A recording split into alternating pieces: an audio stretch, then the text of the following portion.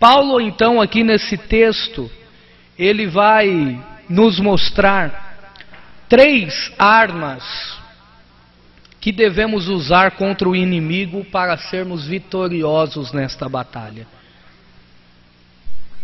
Ele vai falar da coerência, da cooperação e da confiança. É óbvio que Paulo não quis, nestes poucos versículos, esgotar todas as armas espirituais que Deus disponibiliza aos seus servos. Então, a lista que ele nos expõe aqui nesses versículos não é uma lista exaustiva, não é uma lista completa. É preciso observar outros textos a fim de observarmos tudo o que está à nossa disposição. Mas como é propósito nosso estudarmos a carta aos Filipenses, e estamos estudando ela passo a passo, vamos nos deter então nessas 3 armas que nos ajudarão a sermos vitoriosos nesta batalha espiritual. Pois bem, a primeira arma que o apóstolo apresenta está na primeira parte do versículo de número 27 que lemos. A coerência. E aos irmãos que estão com uma cópia, me desculpe, esse A deveria estar separado, tá bom? Olhem aí a primeira parte do versículo 27. Somente deveis portar-vos dignamente conforme o evangelho de Cristo. Do que é que Paulo está falando e por que que nós utilizamos nesta noite a palavra coerência? É que Paulo está propondo que não há como eu falar uma coisa e viver outra. É preciso ser coerente. Qual é a primeira arma, então, que o apóstolo apresenta aqui, a fim de que nesta batalha espiritual, de que a fé de muitos são minadas, nós sejamos vitoriosos? É a arma da coerência. Eu e você, nós enchemos a boca para dizermos que somos filhos de Deus, de que somos cidadãos dos céus. Logo é preciso viver, nos portarmos como filhos de Deus, como portadores deste evangelho de Jesus Cristo. É incompatível alguém dizer que é filho de Deus, mas viver uma vida de superstição, por exemplo. Quantas pessoas dentro da igreja têm uma vida de superstição? Não saem antes de olhar o seu horóscopo, antes de ver o seu signo, o que é que naquela semana, naquele dia, o seu signo está falando. Já viu aquelas conversas de que, você nasceu em que dia? Eu nasci dia 26/2, então você é de peixes. Apenas com a data as pessoas já sabem. Como é que eu posso dizer que a minha confiança está nesse Deus, que é o Senhor dos céus e a terra, e que Ele é que faz a minha sorte, sendo que para sair de casa eu tenho que ficar lendo essas coisas? É incompatível com isso, porque isso um dia vai falhar, porque isso falha todo dia. E aí a nossa fé está sendo minada, a nossa confiança em Deus está sendo deixada de lado. Como é que eu posso dizer que Deus é o Senhor da minha vida, se eu ligo tanto para essas coisas?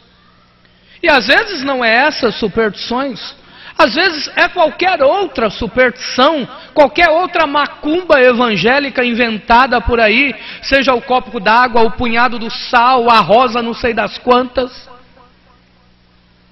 Quantos evangélicos em crise,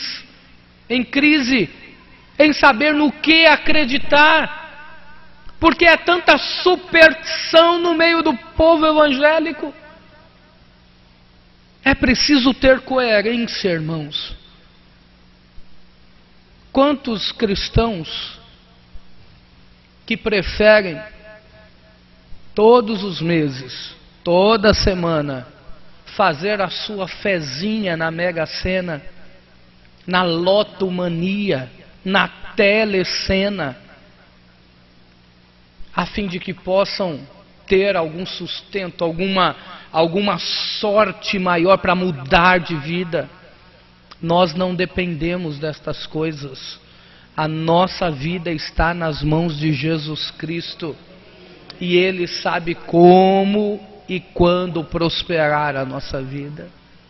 É preciso então ter coerência. É preciso viver aquilo que verbalizamos. Esta é uma arma poderosa nesta batalha em que o inimigo quer minar a nossa vida. Nós precisamos crer naquilo que pregamos.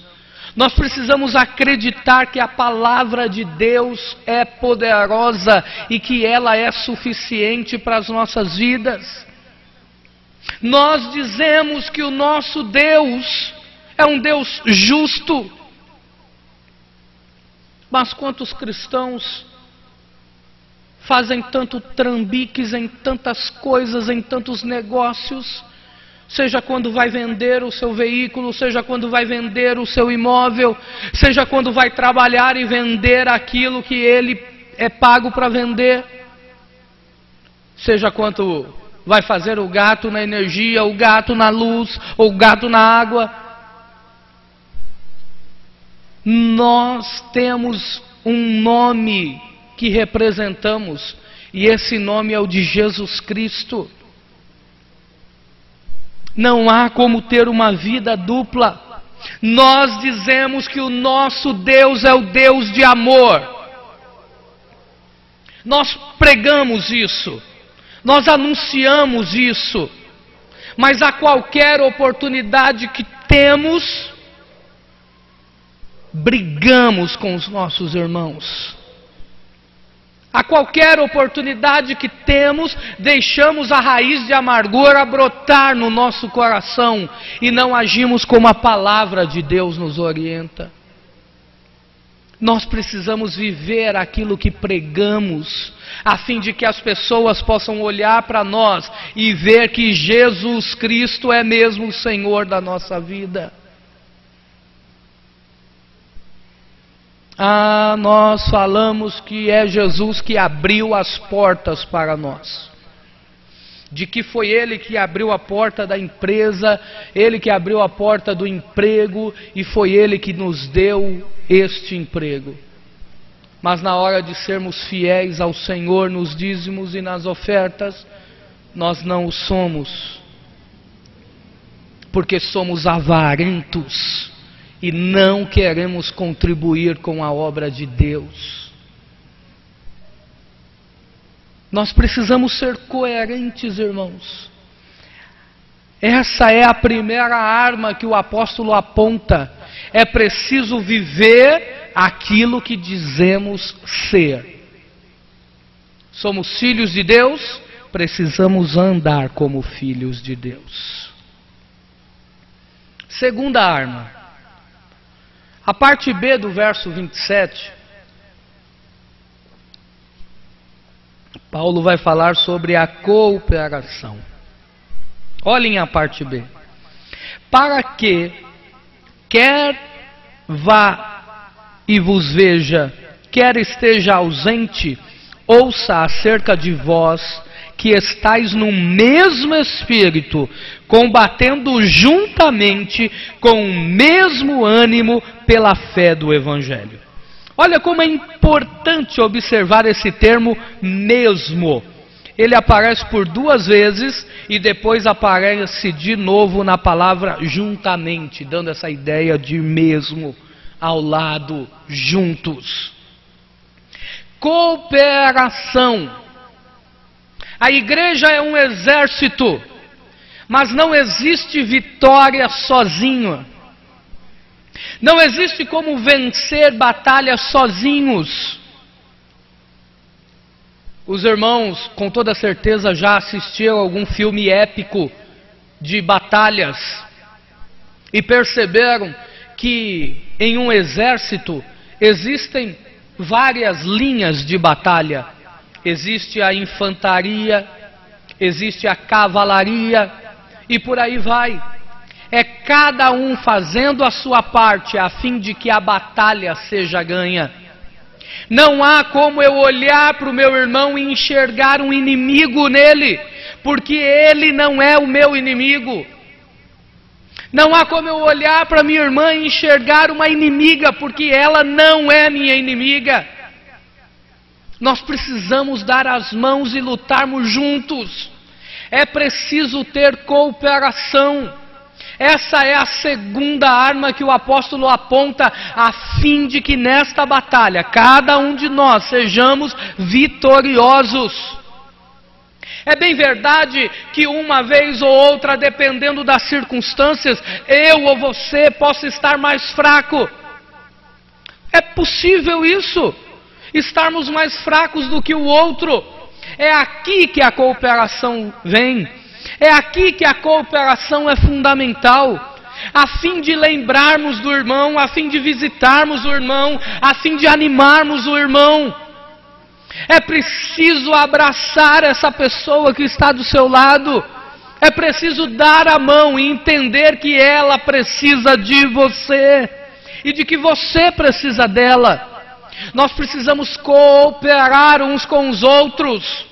Um departamento precisa cooperar com o outro no culto. Quem está de folga ou quem pode vir, é preciso cooperar no círculo de oração, é preciso cooperar nos cultos, no evangelismo. É preciso haver cooperação, irmãos, senão nós não chegaremos a lugar nenhum. Senão sempre vai soar como uma grande divisão. Senão sempre vai soar como aquela questão de que aqui nós somos uma igreja e a subcongregação é outra igreja. Não, nós somos a mesma igreja em Cristo Jesus. É preciso haver cooperação nossa com os irmãos da sub e dos irmãos da sub conosco. É preciso haver o mesmo Espírito. No mesmo Espírito, combatendo juntamente com o mesmo ânimo. Já parou para pensar? Mesmo Espírito, lutando junto com a mesma disposição. Existem vários tipos de esporte. Esses dias eu estava observando aquele esporte que é um tanto violento, que é o futebol americano. Aquele em que as pessoas, quando caem, facilmente são levadas por uma maca.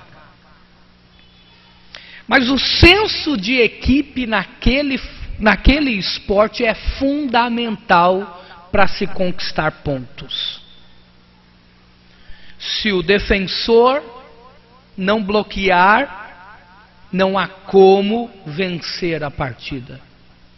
É incrível como cada um é posicionado no campo de forma estratégica, a fim de ganhar aquilo que podemos chamar de batalha. É assim na igreja, irmãos. Cada um tem o seu lugar.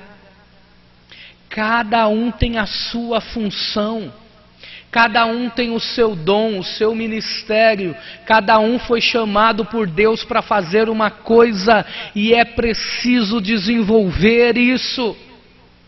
Juntos, no mesmo espírito, lutando no mesmo ânimo. Agora, eu fico pensando se nesse esporte um desse time resolver lutar contra o outro, resolver atrapalhar o outro, não há sucesso algum. Não há como ganhar nada desse jeito. Se você puder dar uma volta com o seu olho, com os seus olhos e olhar em volta, nenhum dos que estão aqui estão contra você. Nós estamos do mesmo lado. estamos caminhando para o mesmo lugar.